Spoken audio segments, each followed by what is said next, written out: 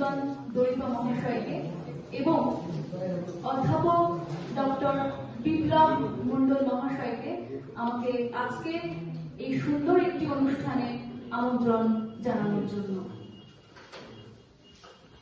আজকে 14 ফেব্রুয়ারি ভালোবাসার দিন, কিন্তু আমার মনে হয় আমরা প্রত্যেক দিনই ভালোবাসা নিয়েই বাঁচি।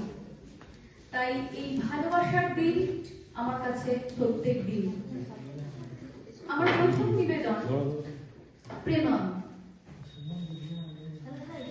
ভোরের সাদা পাখিরা সব বলে গেছে কবে, যা আমি লুকিয়ে রেখেছি হৃদয়ের নরম মাটিতে।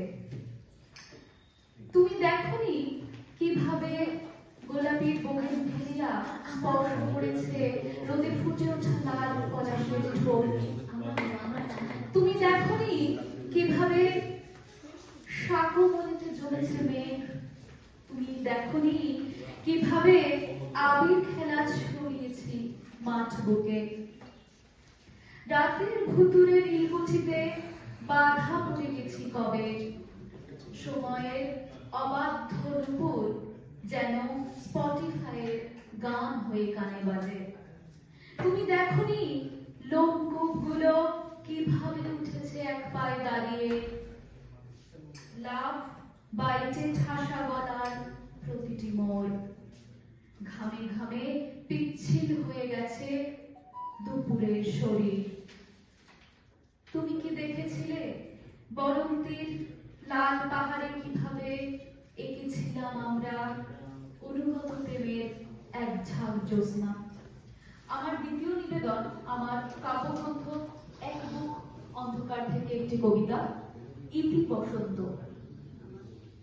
করবীর রোমে জমে থাকে এক চিলতে ভালোবাসার জল ফোঁটা, যে শুনতে পায় নষ্ট প্রকৃতির কেঁপে ওঠার স্বরলিপি।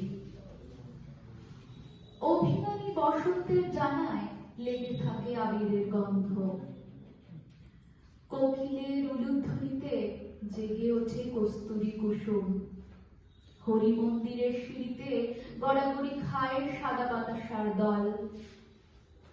আর মৌমাছির ঘন ঘন চিৎকার আঘাত হানে নম্র নব আম্র বকুলের বুকে।